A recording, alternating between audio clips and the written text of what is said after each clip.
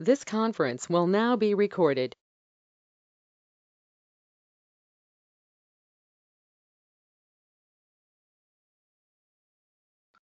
Yeah, Amul might be joining in some time, but let's not stopping. Uh, Hope you guys can see my screen. Can you guys see my screen? Yeah. Okay, great.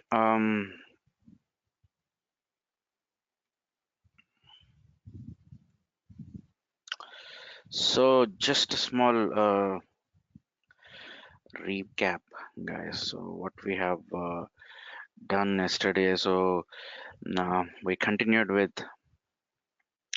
the alerts, custom alerts. Let's use the word custom alerts because they are custom made on web UI by the end user. Well, we also talked about the machine learning, algorithms, and then some brief discussion about the kind of difference between the machine learning rules and then the usual alerts that we create. And then we have taken one key figure, we have loaded some data into it, and there are some outliers um, that entire data set. So we used the standard algorithm called dbscan, and we went with the automatic input parameters so that system can feed in the best fit parameters into it.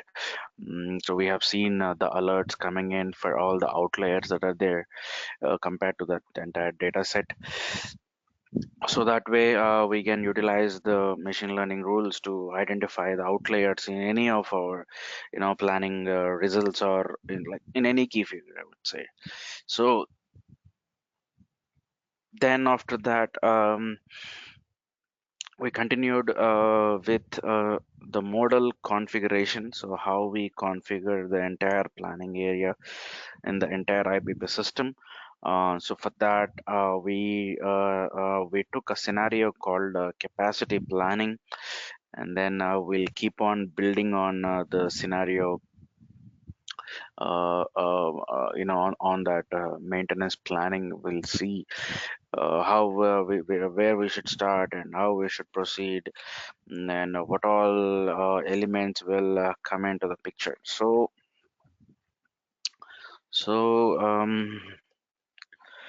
just a kind of a recap is that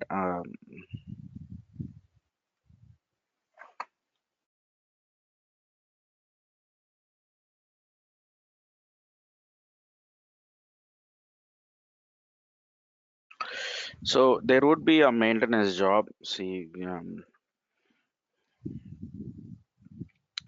so a technician is trying to do something on a resource.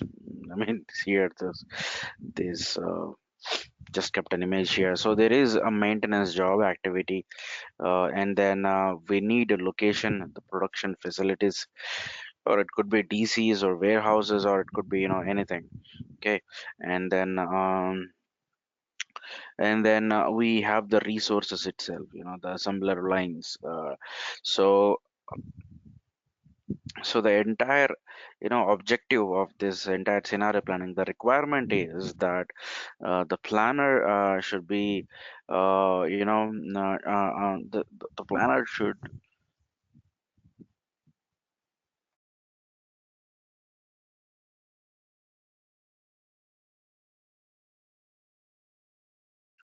Hey, sorry for that. Hey, so the requirement is that the planner should be, planning for all these maintenance activity, and he should be able to sequence out the maintenance activities. Like, so at what plant, on which time bucket, any maintenance activity has to happen.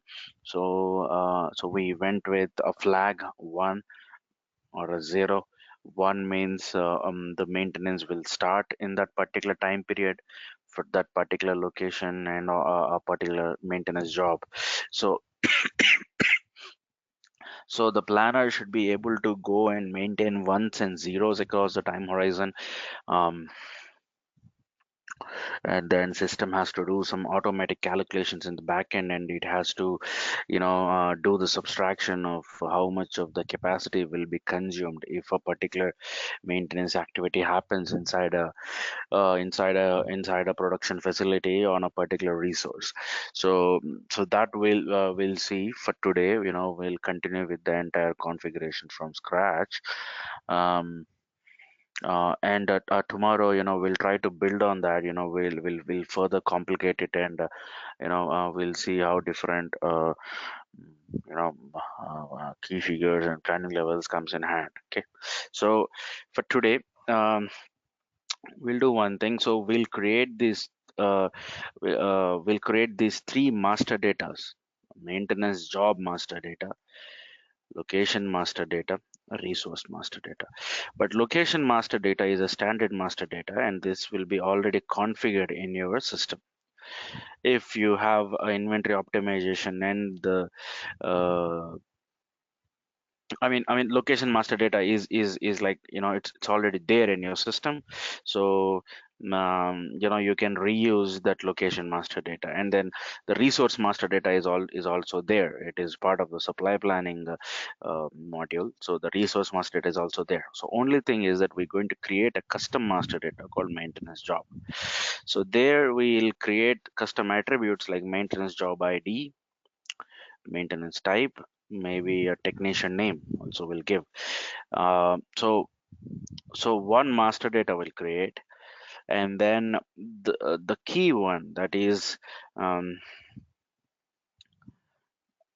the actual duration that this maintenance activity will take. That is the duration of the maintenance activity. So for that we need to create not a simple master data, but a compound master data. So compound master data means a combination of multiple master data. Okay, so um, yeah, we'll create those. So first I'm getting into the system, but for that we need first we need this section, this green colored section, this dotted line, that is the planning area. So first we need the planning area. So now I'm creating a planning area. No, I'm not creating a planning area, but I'll take a copy of a planning area. So this is my uh, mm, front end web UI. So there is a group called model configuration. So under this group, there are all these apps that are available, attributes, master data types. So you can see this 1692. There are 1692 attributes that are already created inside this system. There are 7367 master data are there. Reason codes is this is for for the jam purpose. You create a reason so that the planner can pick up a reason whenever he's changing any data, or whenever he's running any algorithm, or anything. So reason codes, time profiles, transport model entities. This is how you transport your planning area to a production, etc. So by using this app, sample So model. Venkat, Mhm. hey, sorry to interrupt. So if I understand it correctly, the attributes, master data or time profiles, those are all like independent of planning area, right? I mean, Yes, those can you're be right. created separately. Okay, okay. Exactly. But ultimately, they have to map to a planning area to actually use them, obviously. So, Hey Venkat, But it can be used in multiple planning areas, right? yes. Okay. So that's hey why you Venkat. can see here, this master data is outside of this green box. Yes, Abhinav. So those 700 odd attributes or master data types that you have, that is Mm. created in this IBP server, correct? But those are not standard. Those include custom as well. They include custom as well. Yes. So like, Okay. I mean, see, if you create, I'll show it to you. Yeah, we'll go there. So yeah, so per sample model entities, there are 294 planning areas were already being created in the system. There's an app for key figure calculation. This would graphically represent your calculation in a tree diagram, what all key figures will go inside, like any key figure calculation and their planning levels. And then the main app, that is the configuration app itself, where in this also you have shortcuts for all the attributes, master data, time profiles, and etc. etc. So we need to go to the sample model entities. So here we can see what SAP has already configured and gave to us. So the left hand side, you see there is this scroll bar here. There is a planning area called unified planning area. The technical name is SAP IBP 1. So this is a planning area that encompasses all other, modules, except for order-based planning, which is like response and supply, which is still evolving. It's not yet stable, but all the time series, all the control tower, demand planning, supply planning, inventory optimization, and the sales and operations planning. So all the functionalities were constituted in this unified planning area. So different sections here. There is information section. So here you can see that this enable supply planning is on. That means this planning area can take the supply planning algorithms, all optimizer heuristics, etc., etc. Enable external time series is off. Enable change history is on. These are the time settings. This is a time profile that is being used. These are the planning horizons, days, weeks, technical weeks, month, quarter, year. So there are 1095 days in the past, 730 days in the future. So it's like, total 5-year time profile, 3 years in the past, and then 2 years in the future. This is the time profile that is being used. The 12 is the ID that is being time profile. And then there are, okay, what happened? I think I clicked on that. Going back. So attributes. So there are 105 attributes in this unified planning area. Okay, so you can see here the attributes are mapped to a master data ID. So there is this aggregate, this is supply planning related master data assumption category. Not sure what this is. Maybe this is for reporting or something. So the batch description, batch ID, batch product, expiry date. This is all shelf life related stuff. Components, currency. Components means the product master data would be extended, and a reference product will be created. So we'll see what is the reference master data. So, or let's dive in. Why to waste our time? What is a reference master data? Reference is another master data type, so that you don't have to upload the same data more than once. For example, you can create the currency master data type as a reference master data type that uses the currency to master data type. For example, you load dollar and then rupee and then pound, etc. So, but the same records will be referenced to another master data called currency 2. So there is something called currency master data and currency 2. And then there's another master data, compound master data, where we have something called exchange rate. So the exchange rate will say that $1, 1 rupee, the exchange rate is 68 rupees. Just like that, eaches, sorry, not eaches, a base unit of measure. So you load a base unit of measures, eaches, cases, cartons, pallets, etc. So those records will be extended to another reference master data that's called unit of measure 2.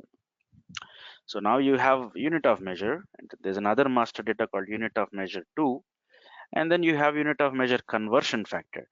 So one case, unit of measure 2 is each's conversion factor is 6. Okay, Another example, reference master data. So take a transportation lane. So there is this plant, and then there is DC, and then there is a big warehouse. So, you load 3 locations. There's a plant, there's a DC, there is a warehouse. But when you map a transportation lane, you say that the plant will send to a DC, the DC will send to a warehouse. So there is a compound master data where you specify this transportation lane where you have to give 2 locations. The location is ship from location, and then the location, that is the destination location, and then the product that it is shipping, and then the mode of transport, blah blah blah. So here in the ship from, you load plant, DC is the location. Next record, ship from is a DC, location becomes warehouse. So what are we doing here?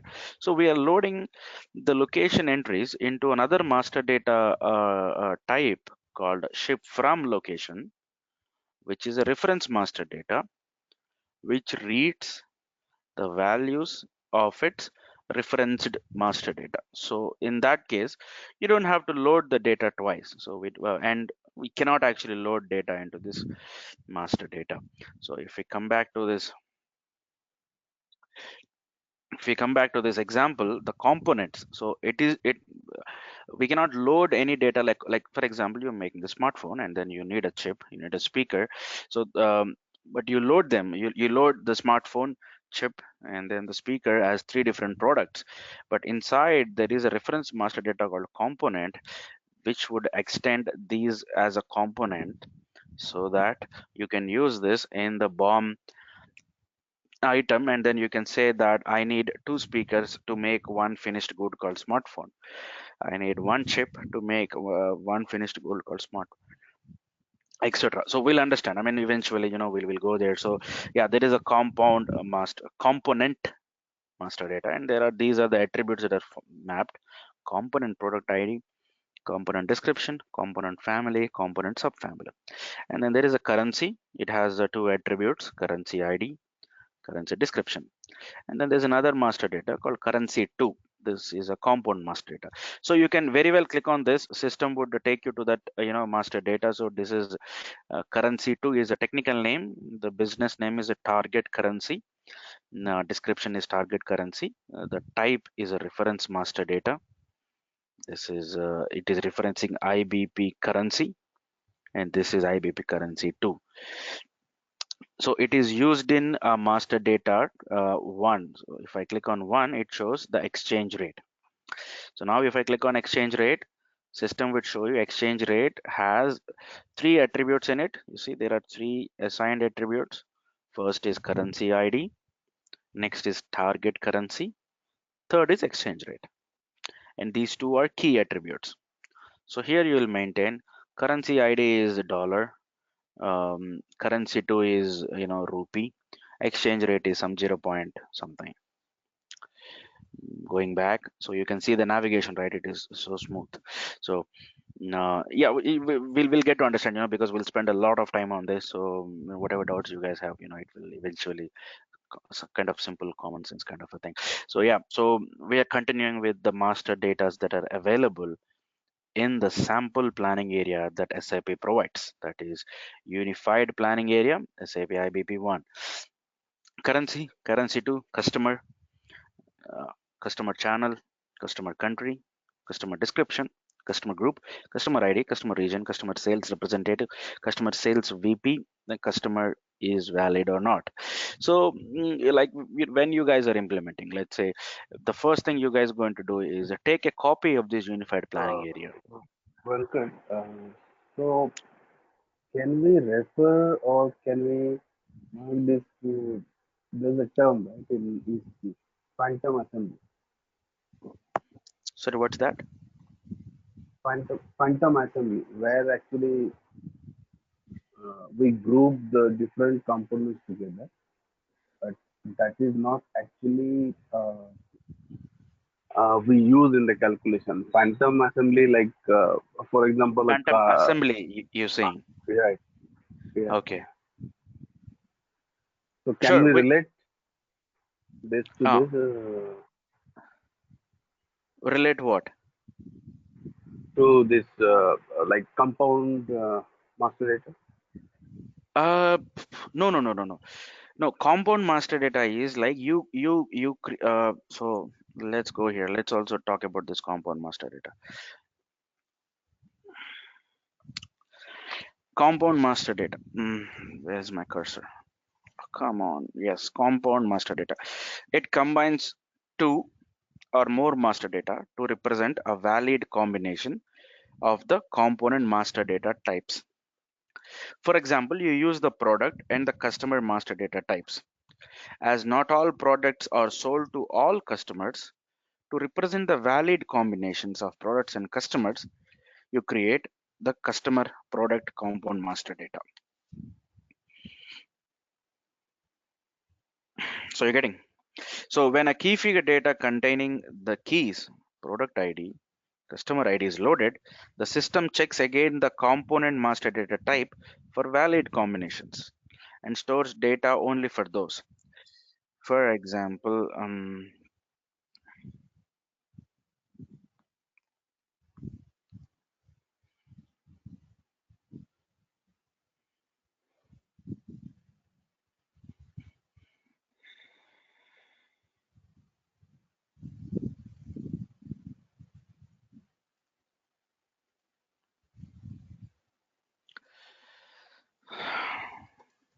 there is a customer master data and then there is a product master data. So let's talk about the attribute called a customer ID for my time here. Okay, so customer is Amazon, let's say Reliance Digital, and then maybe eBay. Coming to the product, so I have my Galaxy Note, 9, Galaxy Note 10, Galaxy Note 11. Okay, you have these three products. So now you don't want to sell all products to all the customers. Maybe Galaxy Note 11 is the advanced one, is a new version, and you want to launch only through the online channel. So you want to make this product available only to Amazon customer. So you create another master data called as a,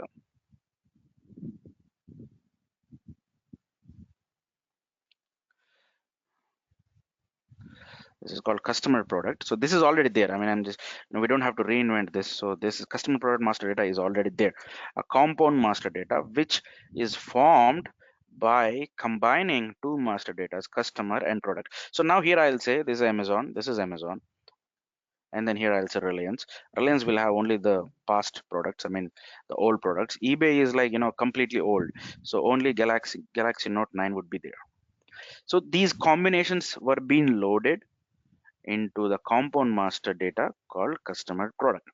So now if there is a key figure like, like let's say demand planning forecast. So now if you run a forecasting algorithm, then system will never ever create for a forecast for eBay and Galaxy Note 11. It will never do that. It will never create a forecast for it. Neither it will not have any sales history for it. But anyway, I'm just saying that. So let's say this is adjustment. So demand planner adjustment. So the planner wants to manually go and adjust the this thing, some kind of promotional adjustment. So he can never ever adjust the demand for the product Galaxy Note 11 to the customer called eBay, because in the first place the product was not mapped to the customer, and the mapping, the combinations was being maintained in a component master data called customer product. Now let's go back again. Let's read it one more time. Now, component master data combines two or more master data types to represent a valid combination of the component master data types. Components. So I mean, components means the simple ones. I mean, in this example, customer is a component, product is a component. You combine both and then you call them as a compound master data called customer product. So for example, you use the product and customer master data types, as not all products are sold to all customers. To represent the valid combinations of products and customers, you create the customer product compound master data type. When a key figure data containing the keys, the key product ID, the key customer ID, when they are loaded, system checks against the compound master data types for valid combinations and stores data only for those. Another I'm extending on this. Hey, Venkat. Let's say that. Mhm. So can we say the compound master data is more like a CVC? Um, um, mm, so what is MPOS then? MPOS is creating a combination, right? No, MPOS is where we'll define the characteristics, but the combinations is CVC, right? The master data. Hmm, not sure yet, because there's another concept called planning level.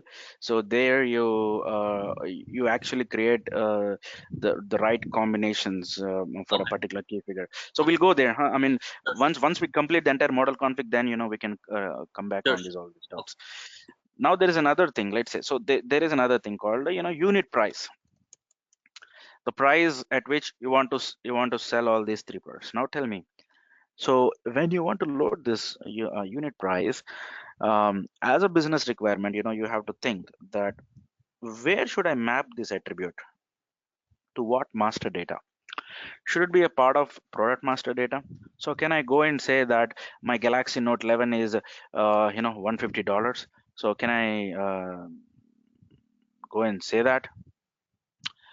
No, it might not make sense, because if you don't have the customer dimension, the unit price will not make sense. That means I'll sell the Galaxy Note 9. Let's talk about Galaxy Note 9. If I'm selling it to Amazon, I'll sell it at a different price. I'll just sell it for $130, because of the kind of agreements that I have, the trade agreements with Amazon. Amazon being a partner, a prime partner, blah blah blah. So for customer, I have a different price. For Reliance Digital, I have a different price. eBay will have a different price. So now this unit price attribute, it shouldn't be a part of the product master data. Like we have seen different attributes like product ID, brand, product family, base unit of measure, this and that. And it also shouldn't be a part of customer master data, where customer is customer region, customer channel, customer sales representative, blah blah blah. It shouldn't be a part of that. It should be a part of the customer product master data. So now here I'll go and create the unit price, and then for Amazon Galaxy Note, I'll say this is $130, and Reliance Digital, it is maybe $110. And then also eBay, it's kind of it's where all the cheapest or old stock sale happens. So there it is, $90. So now you guys are understanding, right? So specific data points, they should be part of compound master datas to give them more meaning. So that's it. So that is another use case where the compound master data comes in handy. And trust me, you guys are going to create lots and lots of compound master data. I mean, if we revisit our example, so here, so our ultimate thing is that in this we have the maintenance jobs. So yesterday also we're talking about the same, right? So like there is this maintenance job called chemical cleaning, and then there's a dry vacuum, and then etc etc. So now this maintenance, and there is an actual thing that is called duration of this maintenance activity. And then we said that the duration is changing based on based on the resource. No. Inside the resource also, if it is, it also depends upon the type of resource. Sorry, I don't know how. Yeah, I think I need to rephrase. Duration of the maintenance activity is depending upon the location and then on the resource. So a type of like resource. Like if it is a manual assembler, the same chemical cleaning activity takes 10 hours. If it is a robotic assembler, it will just take only 2 hours. So my duration will make more sense if I have other dimensions with me. I need a resource dimension, location dimension, maintenance ID dimension. So for that I need to so now we'll also create another compound master data called location resource maintenance job. Okay, so in there I'll say that this is my location, and then this is my resource, and then this is my maintenance job, and then mm, the actual duration. So here I'll go and I'll say, yesterday we talked about this. So this is this plant 101, the resource is R assembler 101, and then the maintenance job is let's say chemical cleaning, and the duration is 10 hours. Same plant, but if it is a manual assembler, same job, but it takes 5 hours. Plant 201, manual assembler 2.1, chemical cleansing, it takes just 2 hours because 201 is my smallest plant, etc., etc. So this duration, which is a key, like we use these duration hours based on the flags that the planner will specify, that if he says the chemical cleansing has to happen on this resource inside this plant, so we'll take this 10 hours and we'll subtract 10 from the actual standard available capacity of that resource, and then we'll come up with the final available. So yeah, so the duration has to be part of this compound master data. Okay, coming back here, let's quickly go through what all master data are available as a standard in the sample planning area. There is customer, and then there is this customer product. You see there is this market family, and obviously market segment. So these compound master data, there are these three. So market family, like Amazon and Galaxy Note, they belong to one market family. Amazon and Galaxy Note 10 might belong to a different family, and etc., and market segment. Minimum required shelf life, again say this required shelf life, a same product in different customers can have different shelf lives, etc., because some customers might require that I need a minimum of a 30-day shelf life thing. So but for kind of a what is that, wholesale customers, so they obviously sell in bulk. There's a huge product movement happens, so they don't care even if the shelf life is like 5 days or just 3 days, and that is what happens, right, in all our wholesale things that we see here. So we'll get cheaper products, but if we turn back, if you see the date of manufacturing, that would be quite old. So all that old stock would be sent to all this wholesale, because the people will be desperate to buy products which comes in cheap, and yeah, etc. So yeah, so minimum required shelf life, this attribute will make more sense if I have both customer dimension and product dimension. Delivery master data, lag master data, location master data, location description, location ID, location region, location type, location valid, whether it's a valid or not. Location FR, the ship from location, you see here, location FR, ship from location description, ship from location region, ship from location type. So this is a reference master data. Location product, extending a product to all the existing locations, distribution type, frozen horizon, planner name, planning unit to what planning unit that it belongs to, it's a subnetwork, service level type, stocking node type. Location 2, this is now ship to location. So there are two dimensions here. One is supply and receipts. Once we go to the supply planning, we'll know. Yeah, I mean the same location is extended to another reference master data called lock 2. Earlier it is lock FR, now it is lock 2. What is the difference, boss? The difference is that there is the plant, there is a DC, and then there is a warehouse. Okay, so plant. So you have in supply, you have two key figures. One is the transport supply,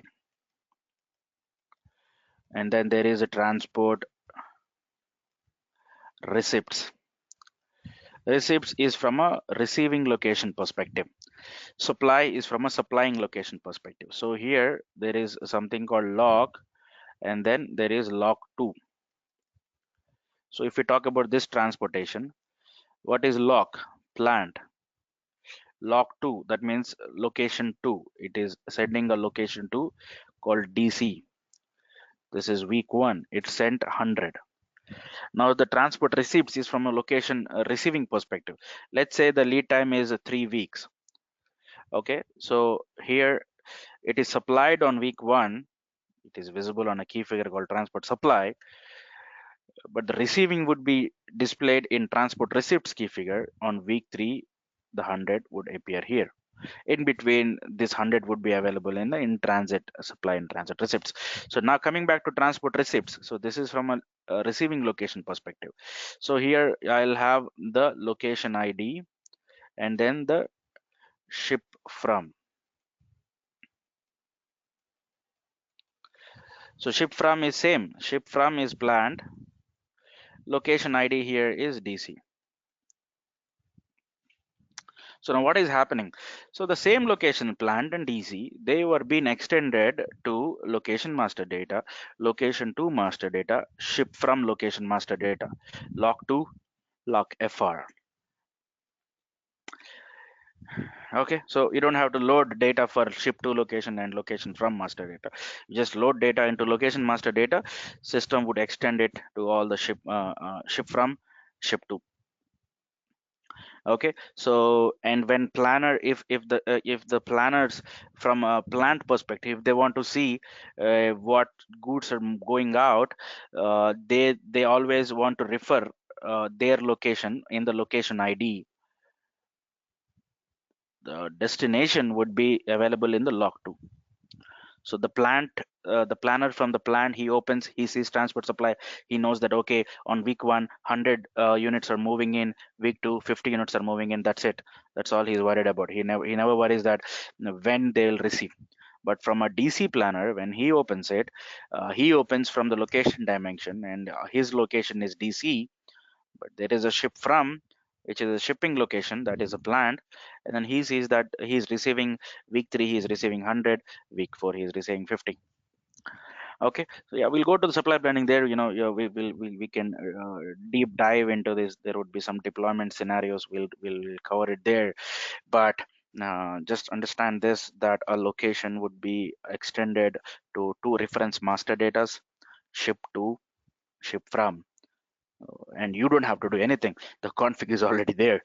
You just load only location master data, and then you maintain the transportation lane master data. System is generous enough to do the internal mapping. Just run your supply plan and you see all these results, that maintain lead time and see what is my supply, what is the receipts, and the different master data. Okay, planning unit, this is where you specify like the sub networks. You see the entire network could be segmented into multiple sub networks, and then so that some planners are responsible for southeast region of your supply chain, or maybe the South India sub network, etc., etc.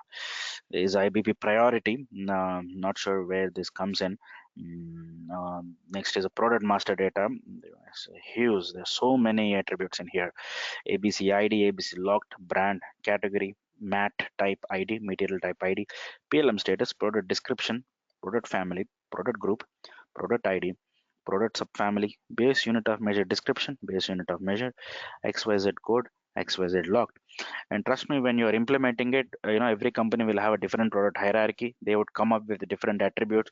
They want to see, okay, now I want to see some stock related data also. I want you to create stock ID, or maybe a demand point, and etc., etc. So at that time you have to create the custom attributes and map them to the right master data, right? Production resource, that means so this is a different thing, and this is mandatory attribute for production resource. One second, guys.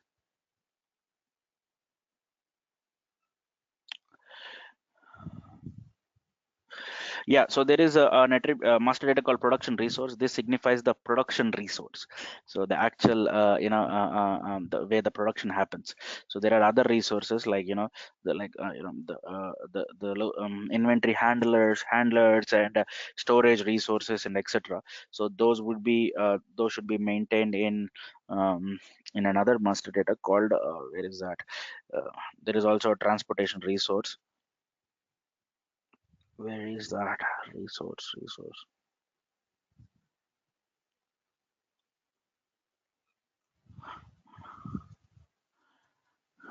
Okay, there is transportation resource, fine.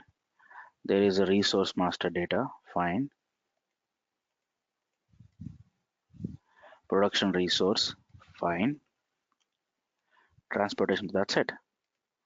What happened to the location resource? Okay, maybe it is not, so here is the thing, guys. I mean, just don't get confused that, here in the system will not repeat any attribute twice. Okay, what does that mean? So if I go to the location product, oh, come on. So in the location product, actually there are these many attributes are already been mapped. See, there are so many. And then the key ones are the location ID and product ID, obviously, right? You need those two to create one location product master data. So you can see the description is location product, type is compound, and it has been used in 8 planning areas. The component master data types are location master data, product master data, and then you also create other attributes in here. So you see assign location ID, product ID.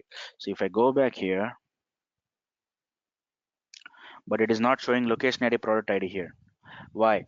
Because they were already been listed in another master data. So location ID is listed here.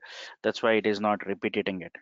Okay, so don't just it's kind of might confuse you guys, but I would suggest you to actually go to that master data and see for yourself that what all master attributes are there. Okay, so that's why the other resource is not coming in. There is also something called as a location resource. Location resource is meant for the storage resource and etc. Okay, and then there are planning levels. These are the planning levels: calendar week, product location, aggregation, calendar week, product location, customer, etc. So this might overwhelm you guys for now, so let's go step by step. There are attributes as key figures, there are normal key figures. So there are 496 key figures that SAP has given as a standard.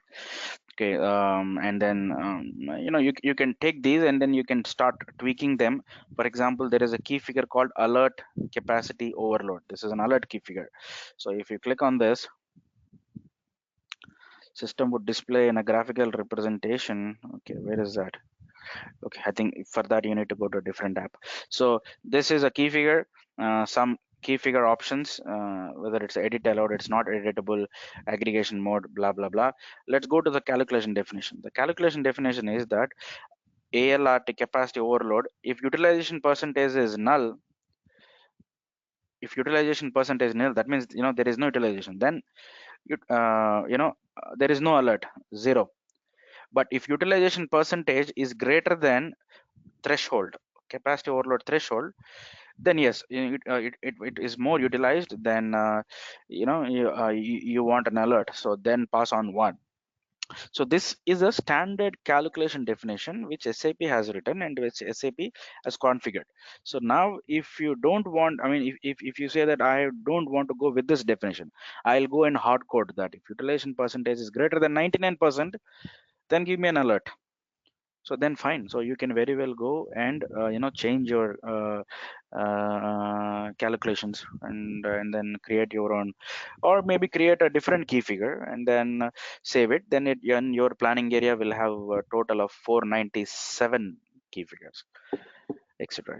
Okay, and there are planning operators, and then there are versions, baseline, downside, upside.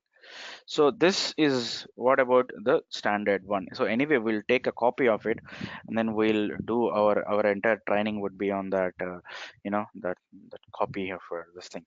So I'll go here. There's a copy. So there is a download. So if I download this, system downloads all these different things into CSV files so that you can analyze on them.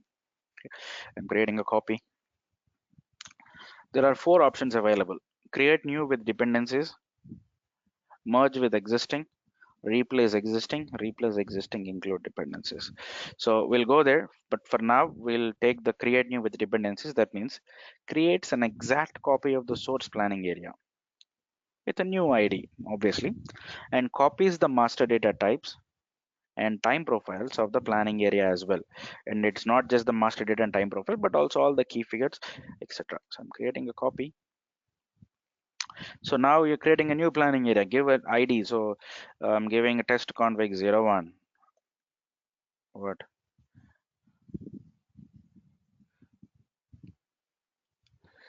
Test config 1. I think there is a, you cannot keep more than, let me just give test config on time profile. New create, give a new time profile ID. I'm just giving 348. The source prefix is IBP. So if you have seen, every master data has a prefix of IBP product, IBP customer, IBP customer product, etc. But now I want to give a target prefix called C01, and then these are all the applications that are available, and then you are copying all the applications. If you don't want, you just pick only inventory optimization. So all the key figures and master data are relevant for inventory optimization, only they will get copied. Okay, click on copy. So copy started. Okay, it is saying that prefix already exists. Okay, great. So I'll say C02. I'll say config 2.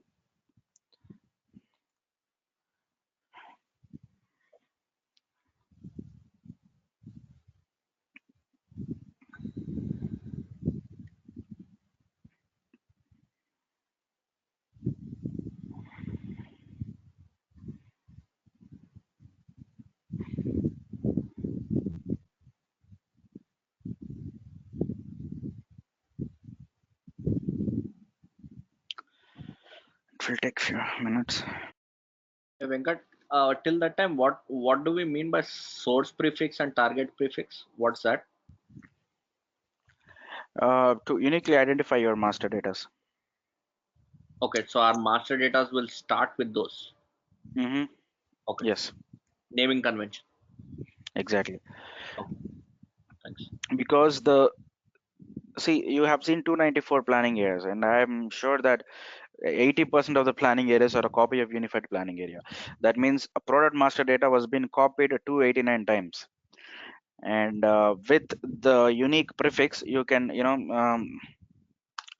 segment all those master data. Like planning area 1 will have a different prefix, planning area 2 have a different prefix. So that's how you it's the same product master data, but it has been segmented onto different master data. Copy complete. You want to navigate to the newly created item? Yes, navigate to the item. So it will take us to the planning area.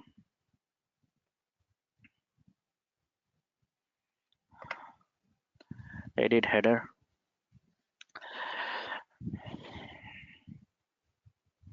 So I'll give a new name. Save. So we saved. Go to the attributes. 50. It is showing 50, but it's not 50. There are so many. So C0 to location, C0 to location for C0 to location product, etc. have been created. Key figures.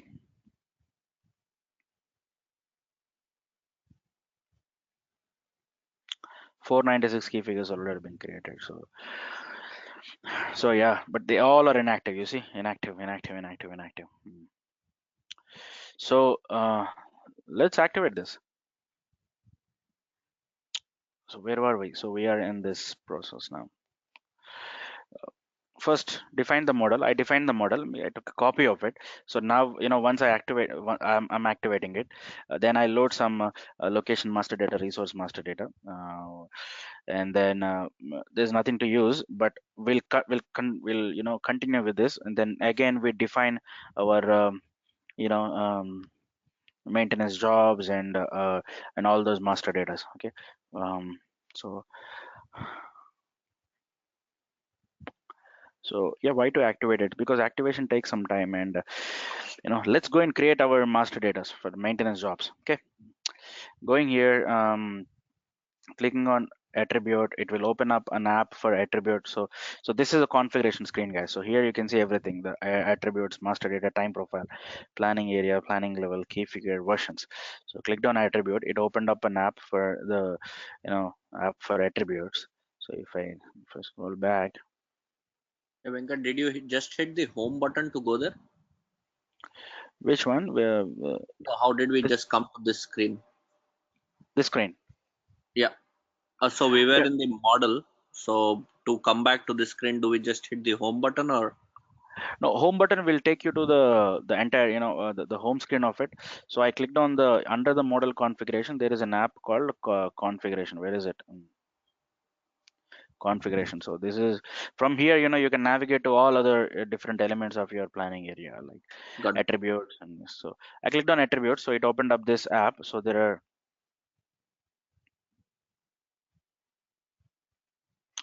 are 1,692 attributes are already been created. If this is back, and also I'm just showing you the app name. Come on.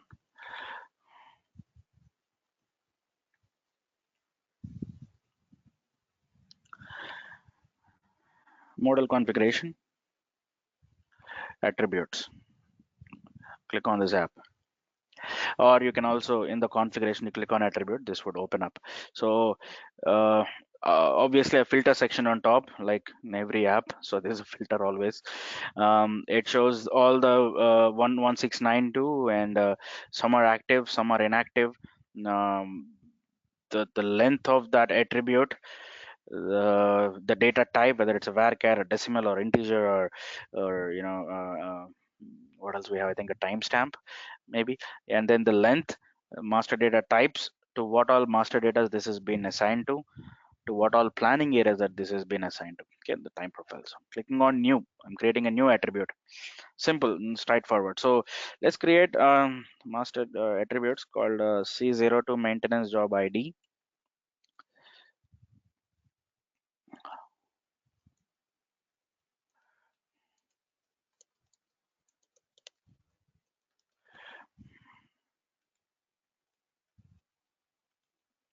So varchar length is 10.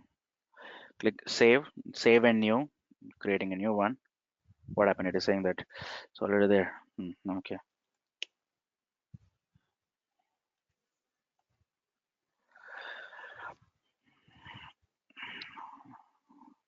I forgot, guys. Let me see we'll follow the consistent naming convention. C02M job ID. Okay, create new. C02M job description. Why too complicated? Just tip this. C02 maintenance job type.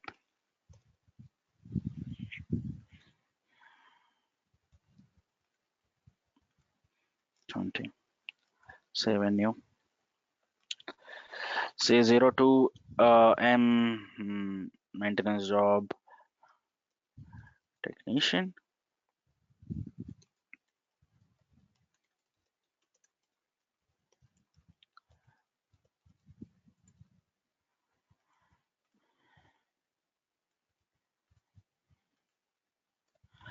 Okay, say just we'll create a 3 thing. Let me edit this. Say I'll take 30. Okay, 3 attributes were being created, and then we'll also create the duration. C02M job duration.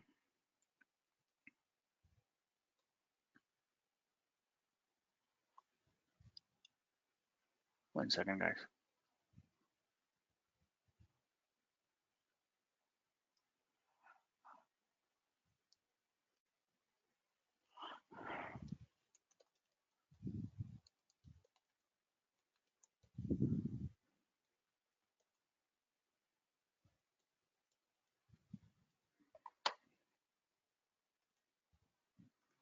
So I'm saying this is decimals because 10 point, it would be in decimals, 10 point, 5 point, etc.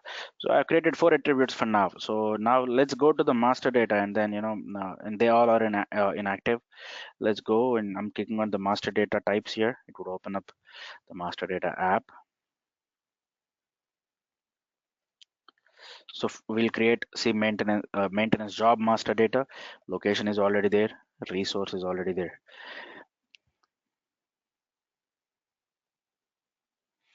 Again, a filter bar on top, and then there are 7,412 master data are already there. So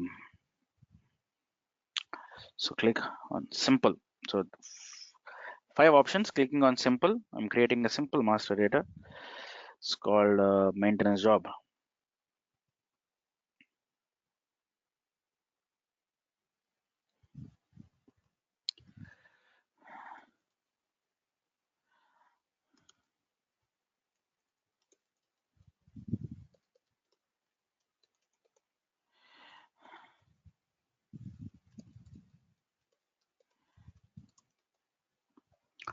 This is the general information about it, the ID and the name.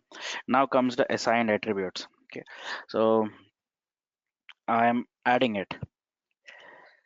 It will give me all 1696 attributes that are available inside this system. Filter on C02. It give me all, so I'll not pick up all except the duration. I'll take the job ID, job technician, job type. Click on OK. So 3 are being added. So now I'm saying the job ID is a key, and then it is also required. Click on save. So that's it. It has been saved. Okay. Yeah, we've got a quick question. Mhm. So why did you just keep the job ID as the key? What is the significance? Like, I mean, like the, the ID, I mean, there has to be a key attribute, right, which holds that entire record. If you don't have that record, you will not create any records for this maintenance master data. So like here, the chemical cleaning is one maintenance job, and then dry vacuum is another maintenance job. So there has to be one attribute which is a key. If you don't have the key attribute, then the other attributes will not be loaded into the system, and you cannot actually create a record for the maintenance jobs. So can we say that job ID is the one which is basically used to create even the compound master data? Yes, But we cannot use job technician or job type, or can we use them also? we can very well add, but you need a key attribute to key attribute has to be added to actually form a compound master data. Okay, so compound master data can be only be made with key attributes. Yes. Okay, thank you. So I mean so you'll just add the so you'll just say that, I wanted to create a master data by combining 3 master datas, master data X, Y, Z. So the moment you say that I'll take all these 3 XYZ master datas, system would auto extend the key attributes into that compound master data. So we don't have to go and do anything, like we'll just do it now. So yeah, for now I have added them, and the type is simple, the status is inactive. I need to go and activate it. Want to show the active master data, activate. So while activation, it just creates, I'm activating master data, guys. So activation is successful. It became green in color. They all are active. If I come here, if I do go, all the, see, they all became active. The 3 became active. but even then they all would be outside of the planning area. So I created C02 attributes, and then I have assigned them to a master data type. So now I can also assign them to another master data, MD2. I can assign to another master data called MD3, because the attributes lies outside of everything. So the independent one. So you assign them to a master data, and then the master data is dependent of the attributes that are already been created. Now this master data, you create them, you activated them. Once you activate them, then you further extend this to a planning area. So now the master data that I created, that is C02 and job, so this could be part of test config C2. It could also be part of test config 3, also part of test config 4. Okay, just go with this diagram. So they lie outside of it, so you have to extend this to a planning area to do planning on that master data. So Venkat, this is last done. so Yes, go on. so whatever custom attributes that we create, we can assign it to multiple master data types. Yes, Custom exactly. master data types. Okay, thank you. Yes, yes. So now creating a compound master data.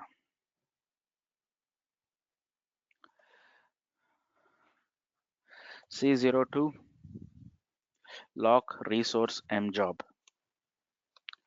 This is a location, resource, maintenance job.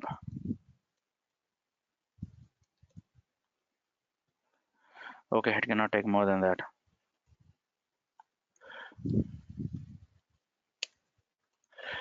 So this is a compound master data type. So component master data types, what all master data you have to add here? Click on add and say C02. It will list all the master data that are there with C02.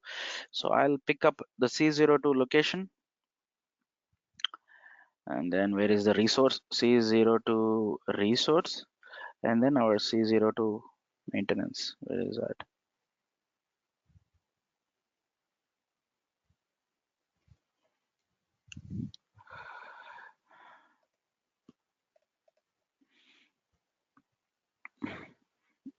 Component master data types. I have added all these three. So it has extended the location ID, the key of the location master data, resource ID, the key of the resource master data, mjob ID, the key of the maintenance activity. So now here I also add the duration,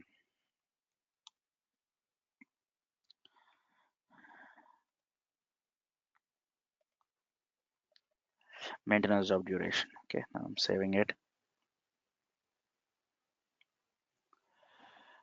activating it.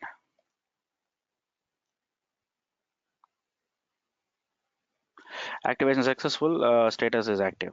Cool. So now go to the planning area. So not this page. So this is where you kind of read all the stuff, but the actual configuration will also be done in this page inside the configuration app, planning area and details. Click on this.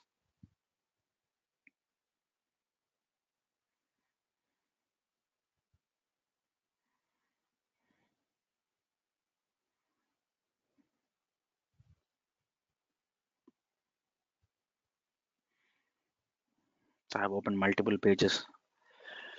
That definitely hits the performance of the system.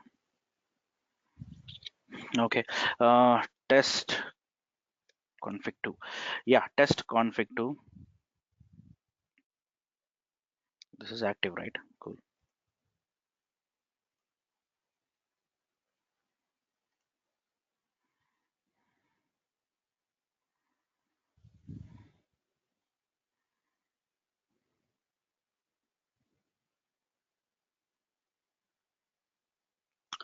Test conf 2, test configuration 2, just created today, and some information about the planning area here. So we'll focus on our this thing.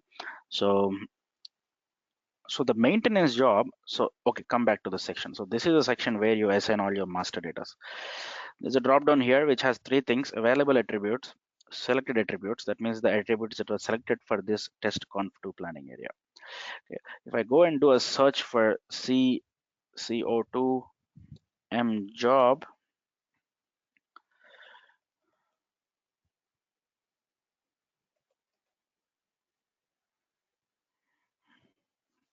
just got struck.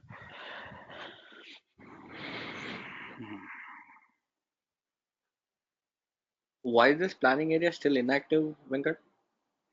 Because we didn't activate it. We just did a copy. That's it. Okay. We have to activate it, and the activation will take some time. So I Okay. didn't activate it. That's why. So the M job is not popping up here because you haven't selected this to the planning area. You haven't extended this to planning area. I'm talking about this step from here to here. Okay. So go click on available attributes. Why it is so slow? Okay. So now this search here, C0 to M job. Now it is displaying it here. So if I extend this, expand this, you can see all three. Click on this. Why it is so slow? So all three are selected, and then also click on this.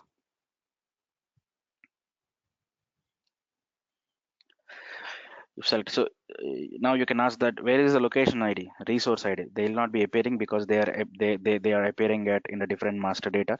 So system will not duplicate the entries. So it's kind of a the challenge that we have to live with. So yeah, so we have assigned it. I don't know why it's not selecting. Anyway, fine. I'm saving it. Now I'll trigger the activation now. Let me just reconfirm whether this is selected or not. Why the duration? Great. Yes, we will go there.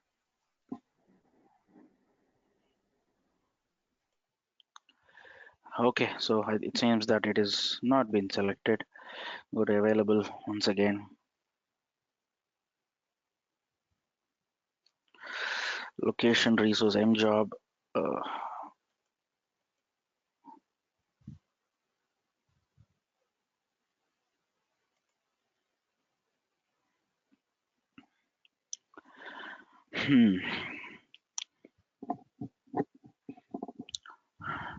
Just give me a minute, guys. So let's come here, edit. So this is too early to talk about attribute as a key figure.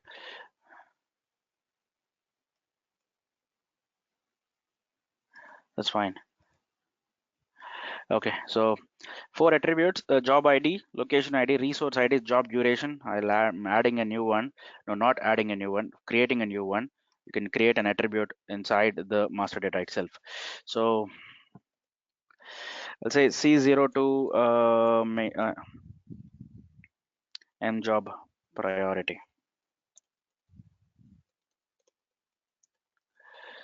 So I'm just this is just to give a priority that high, medium, low chemical cleansing in plant 1 on a robotic assembler is a very high priority activity, but whereas dry vacuum is not that priority. So just just for some reporting purposes, just giving 10.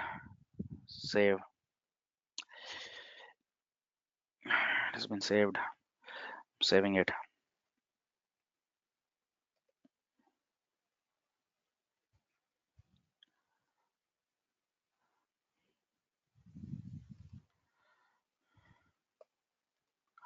So now if I come and see that M job, it will not appear in here. Come on, why is system would hang? So why? So that attribute will not appear because you haven't activated it. You have to only if you activate it, it would be coming in here. So there is no priority, right? So now I'll come here. Bloody hell.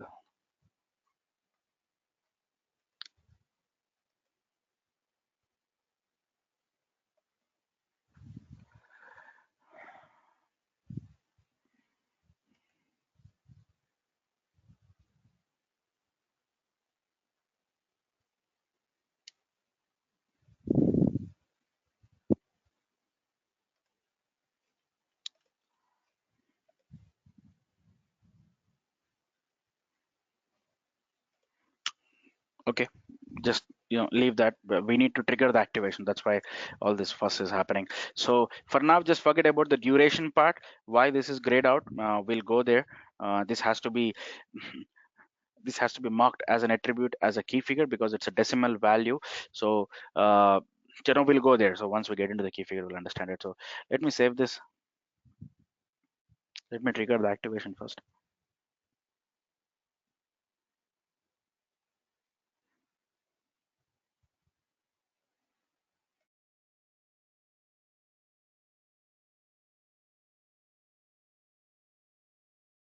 Okay, triggering the activation. So this is a button, activate, the green one. Target for activation, test conf2. Include the related time profile and master data types. Check full log to see the activation. Activate.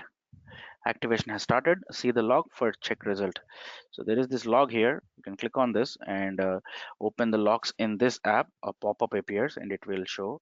Or you can go to a dedicated app for the application logs, where all the everything that has been done inside the system would be tracked, and a log will be created. So you can also go there. So there is uh, application logs, you see, under the general planner. Click on application logs. Again, a filter on top. System is so slow.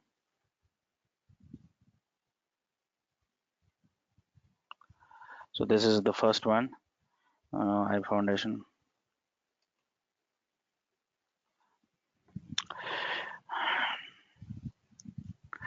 So 846, schedule activation as an application job, test config to PA, planning area. And then 286 dependent objects, just checking all master datas, some warnings, checking the relationship of the model entities.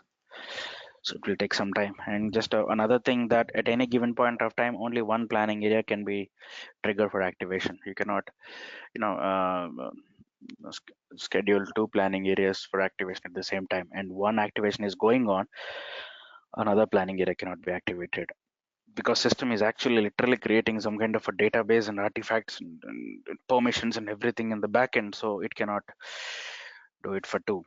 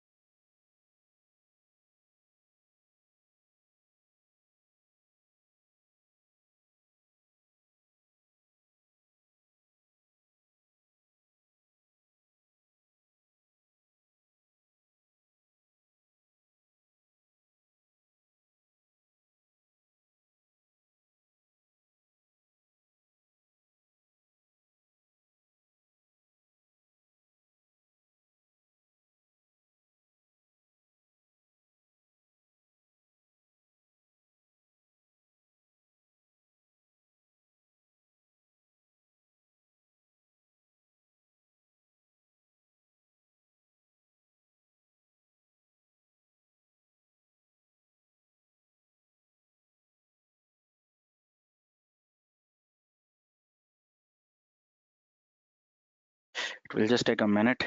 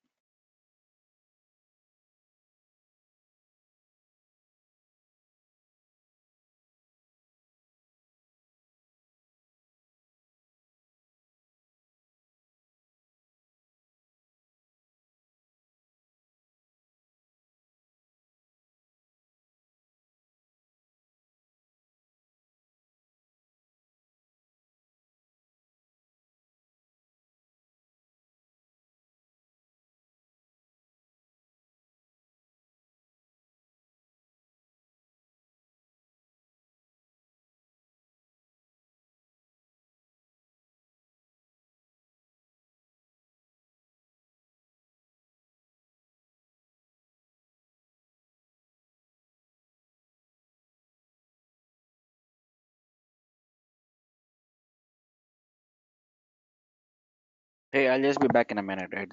This will take, some more minutes. Hmm?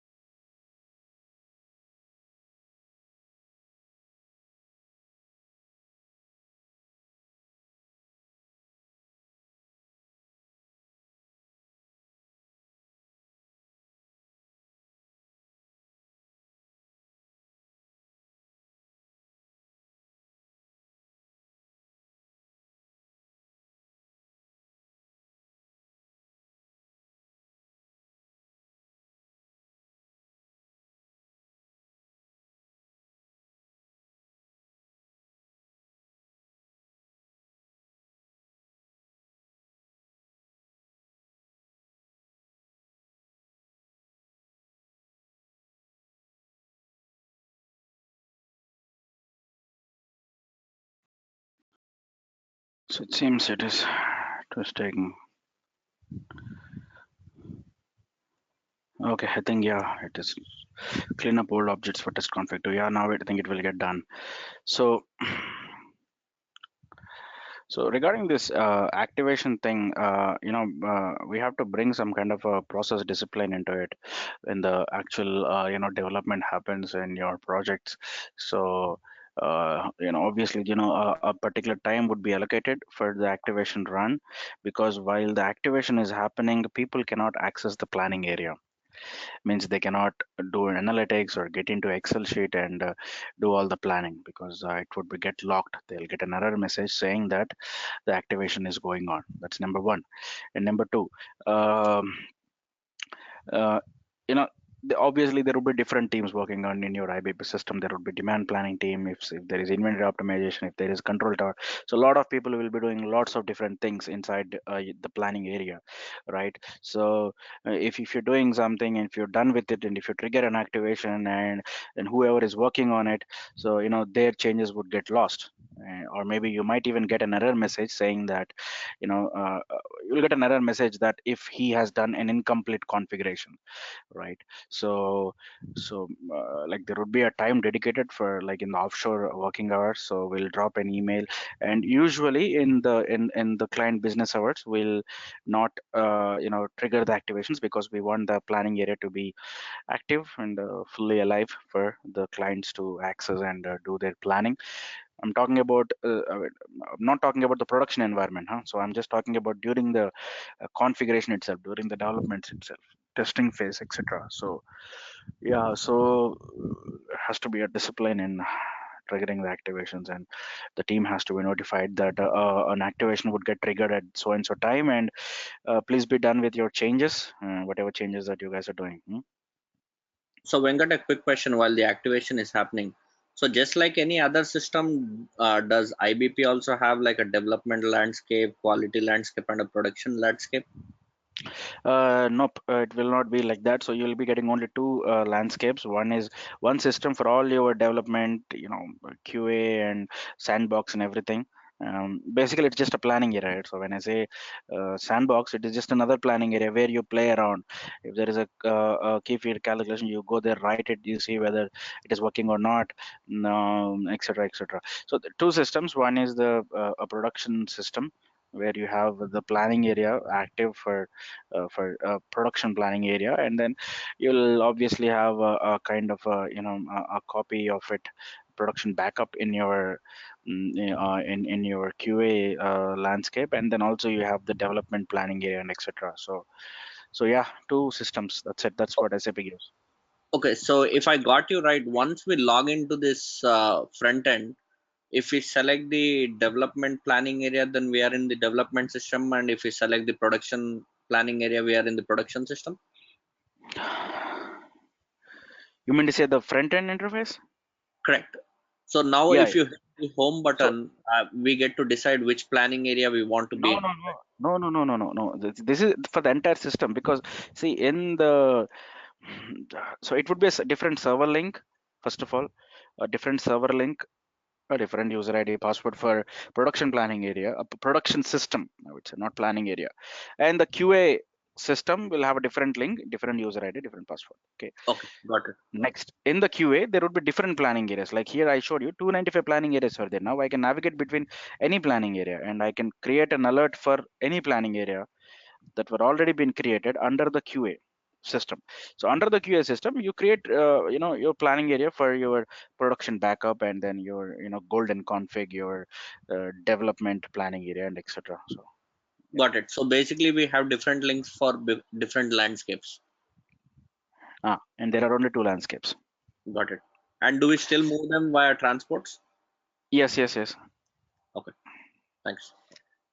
So our test CONF2 has been activated.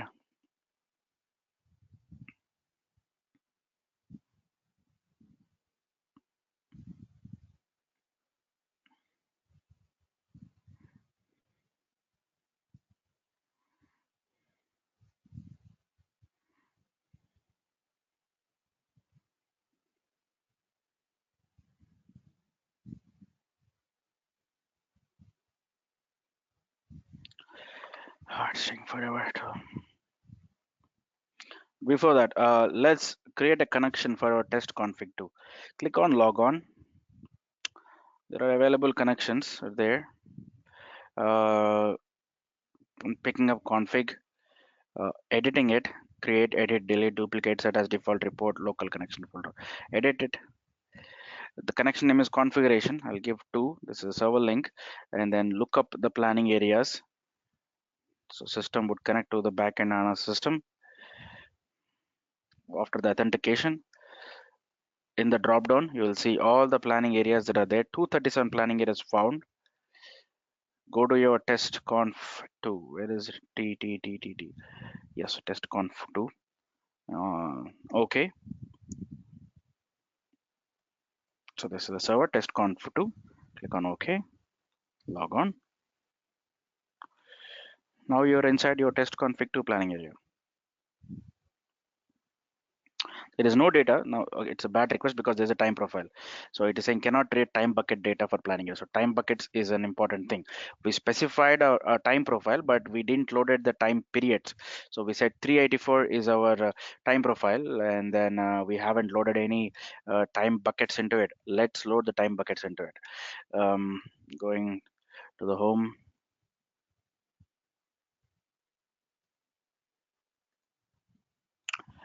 Data integration jobs. So this is where we load data manually into the system through a flat file upload. So I'll create download template. Template of what? It's not. Is it a master data template?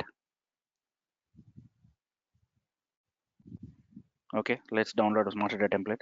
What is a master data name?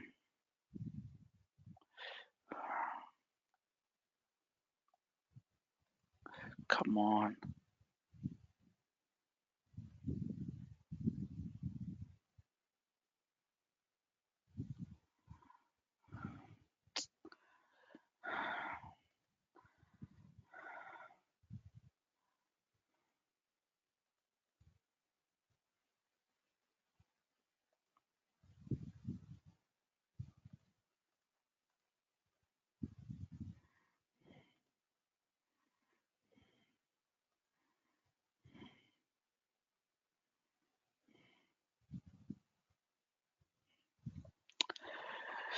C02 M job, come on please. Okay, M job. See, maintenance job activity, I'm downloading a template.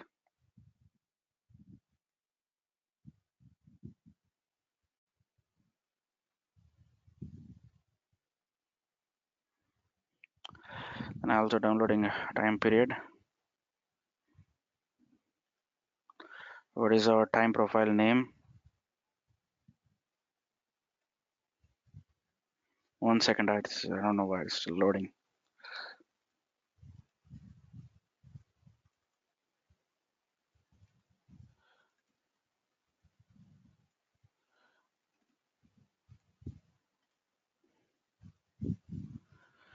One second, guys.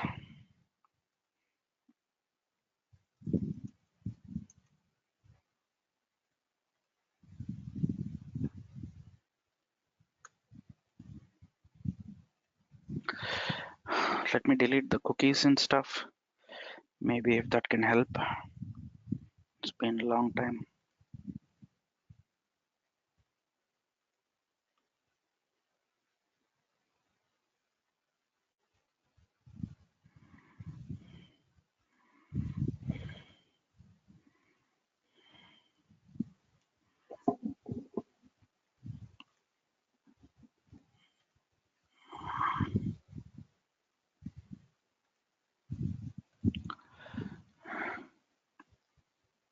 It's still taking a lot of time.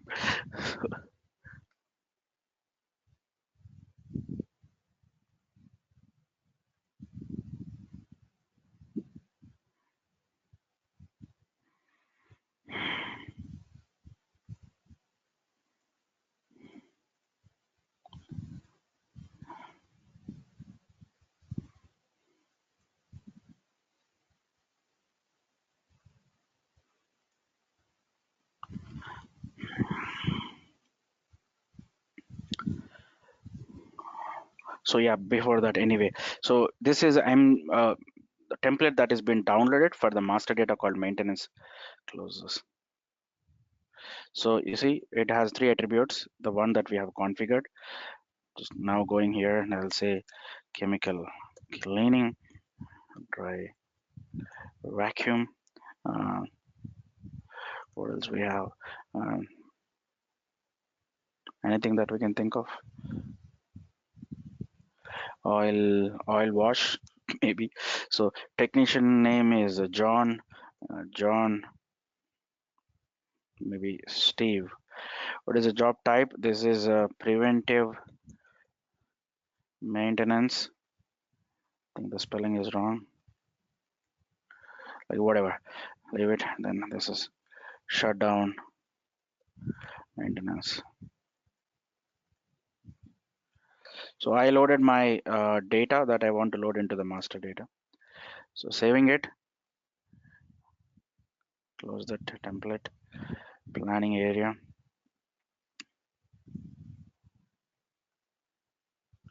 Okay, let it take some time. So let's run that template. Now I'm running a job now.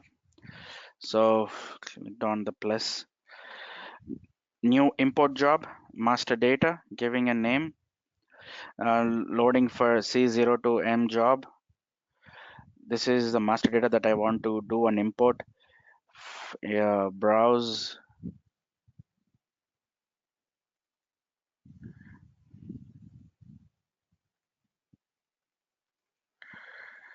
The template has been loaded. What is operation type? Insert, update, save. Okay, it's all failed. So this is a red color, you see. M job, timestamp, insert and update. 3 records failed. What is that? Download, or maybe click on initial problem report. Maybe it is because the time profile isn't been loaded. Unable to read file. Length of input data is too large for column on. Length of input for column on. What's wrong? I think we gave, or is it more than 20? Whatever. So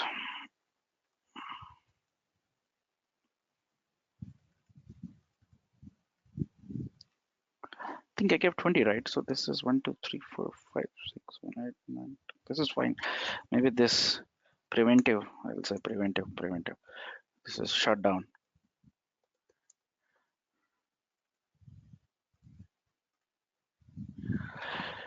Running it again. Browse, pick up this template, save. Okay, now there is a triangular orange color processing.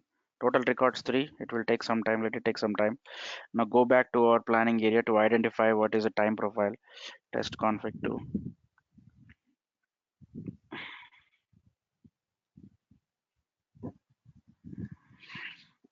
So the initial time profile that is there in SAP IBP 1 Unified Planning Area, the time profile was made for 5 years, 3 years in the past and 2 years into the future. So as we have copied that, the same would be created for our test conf 2 also.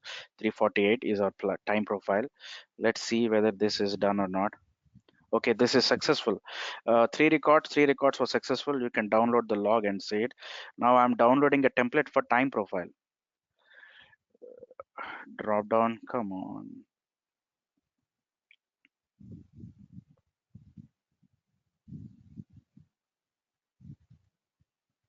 Time periods 348, 348, and then you can't obviously load all 5 years, all in years and months and quarters and weeks and days. We can't do that. So I'll say that with new time periods, download. So now system would auto fill in all that stuff. All that 5-year data has been auto filled in. Save here. So now see 348 is a time profile name. This is a template, the 340 KB. So I'll go back here. I'll just use that. So this is one nice option. We don't have to reinvent the wheel. Drop down. Now I am loading time periods. New import job time periods. Into what time period I want loading? 348. Browsing. No, not this. This would fail. 348. What is operation type?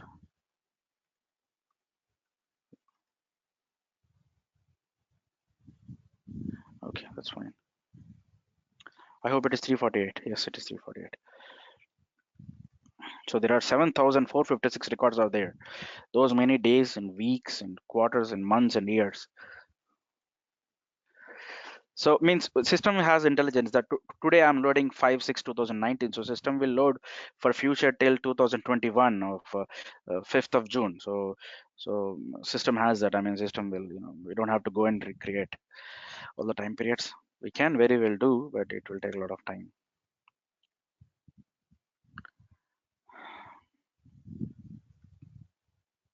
So here, if you have observed, there are 4 options in the data integration job.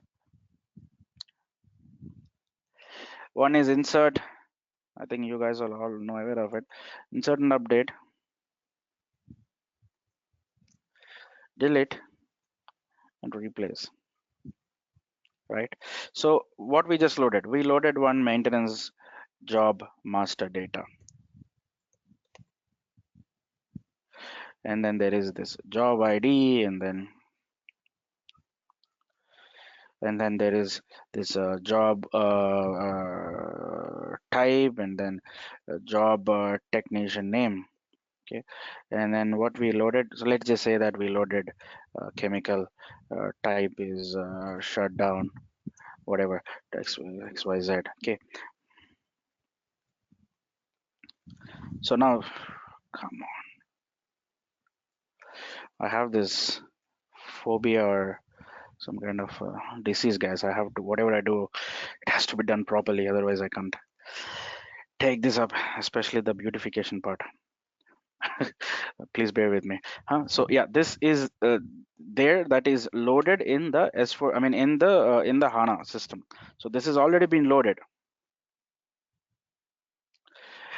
But now you're trying to create another new file, a flat file, or maybe an integration job coming from S4 system. Okay, this is template. This you're creating, you downloaded a template because you're not aware what all attributes are there. So now here you're saying, if you say this is chemical shutdown. Now it is not John, this is Steve. And then you say this is oil cleansing, and this is also shut down. This is also Steve. So now if I run this in insert and update mode, what would happen? First, what would happen is first it takes the key ID, that is job ID, it checks in the system that it is there or not. Chemical is there.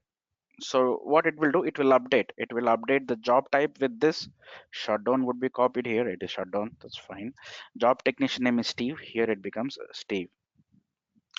Next record in the flat file, oil cleansing. Is there a ID in it? No. Then fine. Then just insert everything here. Cool. Got it? Hey, Venkat. In the first case, the reason it replaced John with Steve was because we gave job ID as key. No. So the operation is insert or update. So if the records are already existing, the key records are existing, the key attribute is existing, all other attributes would be updated. If the Okay. key attribute is not even existing, then it will, insert that entire thing. Okay. So Okay. basically, when it compares the key Key attribute ID. value. Yes. Key attribute is the key. So yeah, the name itself is saying. So it's kind of a primary key in the DBMS language. So Right. SQL. Right. Yeah. So I mean, in the backend, it's all tables. So even though we say it here, it's all tables. I mean, SAP is table. Everything is table, rows and columns. Second type of operation. So let's say so chemical shutdown, Steve. Now run it in the in the delete mode. So what happens is, again, it checks for the key ID, chemical is there. Now it will just delete only this. Okay, we use the import job mode of delete to delete the records that we want. So if there are 10 records in here, if you want to record seventh thing, so now just pick up that seventh and then put it in a flat file and then run in delete mode, and it will delete the seventh record. Okay, so now here if you say dry vacuum, now if you run in replace mode, what system does is it will replace all the existing master data with the one that you're putting it in the flat file. That's the thing about replace. Okay, replace is, I mean, our time profile is successful. 7456 total records, all are successful. There is nothing rejected, and that's fine. So you understood, right? This is a replace mode. So be very careful, guys, because if you run this in replace, it will throw. I mean, if like imagine product master data, there are thousands of products would be there. So now you want to add another new 1001 product, but if unfortunately if you load that flat file which will have only one record, that is 10,001 record, and if you run it in replace mode, all existing 10,000 would be lost, and you will have only one product. And if the product ID is lost, all the key figure data is lost, all the demand forecast, supply, this and that. Because if the key is lost, I mean, if that record is lost, then system would also delete all the compound master data. It would delete the key figures and whatnot, everything. So it's a complete mess. If that is the case, then you have to reach back to SAP to have the backup of your instance.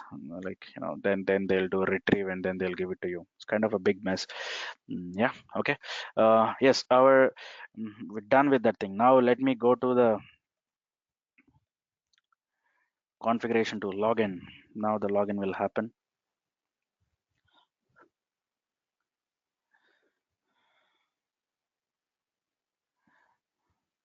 First time login.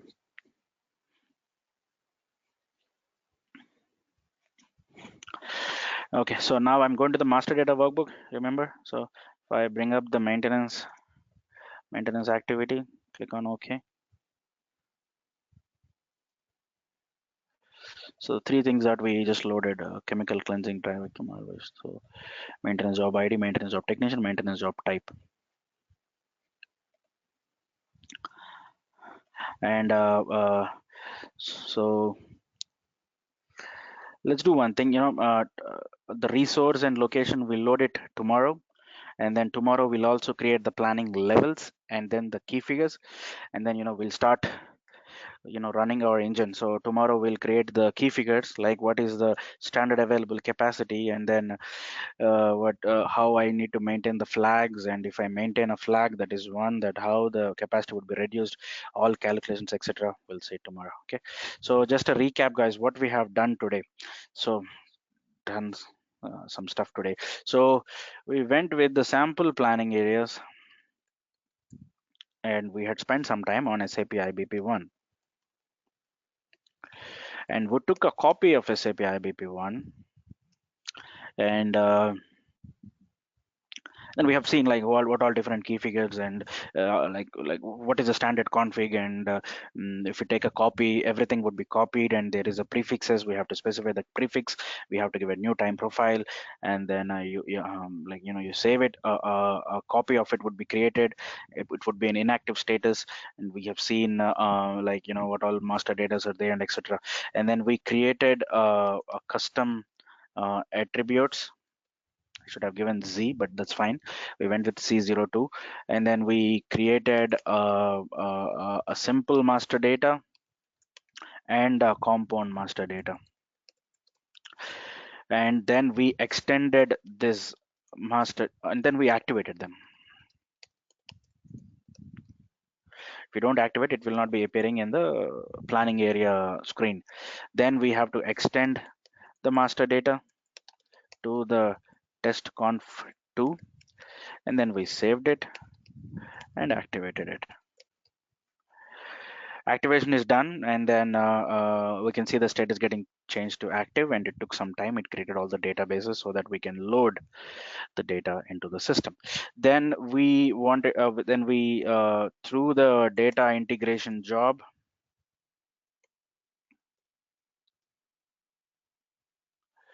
we loaded the mjob MD, and then we can see when we download the template, the structure that we had built, that is mjob ID, mjob type, mjob technician name, and the attributes, and then the data types, and etc. Whatever the structure we had built, that template would be downloaded into a flat file, in the CSV file, and we can give it. So it threw an error because the type, I think I gave 20 character length, but shutdown maintenance, maybe it is exceeding that length, so it threw an error, and then we minimized that length, and then we loaded back, and then it worked. Loaded the mjob ID, and then we have seen the time. We'll also loaded the time profile with a new time periods. Okay, and we have seen the importance of having a time profile being loaded with the time periods. Otherwise, you cannot access the planning area. And then we have seen the different modes in the data integration job. All insert, update, and then replace, and then the delete. So once the jobs are done, we verified the master data through Excel planning view, through Excel interface. I'll say not planning view, because there's no planning view, it's just an Excel, and then we brought the data. Okay, guys, tomorrow we'll continue with other master data, and then time prof we'll cover this part, create the planning level, and then create some key figures, and then we'll start doing some planning. Okay, guys, we'll touch base tomorrow, same time. Okay. Thanks.